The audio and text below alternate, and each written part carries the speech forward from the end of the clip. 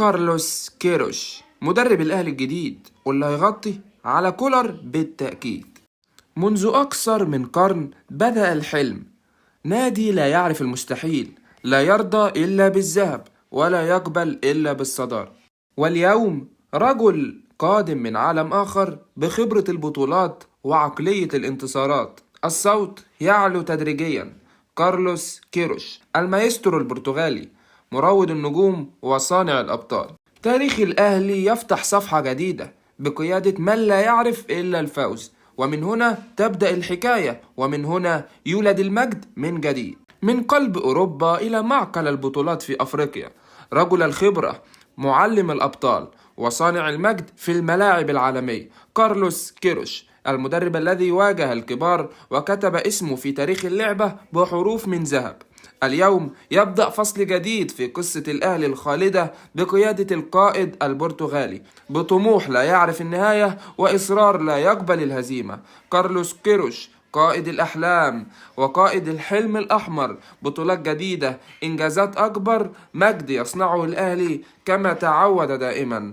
كارلوس كيروش قلب واحد وحلم واحد ونادي واحد، والأهلي فوق الجميع.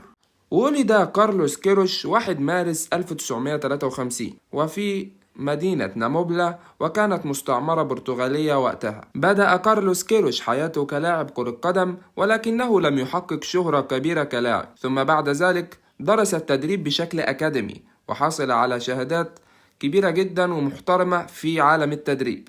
وقاد منتخب البرتغال للشباب في الثمانينيات وحقق نجاحا مذهلا، وفاز بكأس العالم للشباب مرتين متتاليتين، عام 1989 و 1991. وخرج من تحت ايده نجوم كبار زي لويس فيجو وروي كوستا وكريستيانو رونالدو وغيرهم من النجوم. ودرب أندية معروفة زي سبورتنج لشبونة البرتغالي ونيويورك ريد بولز الأمريكي.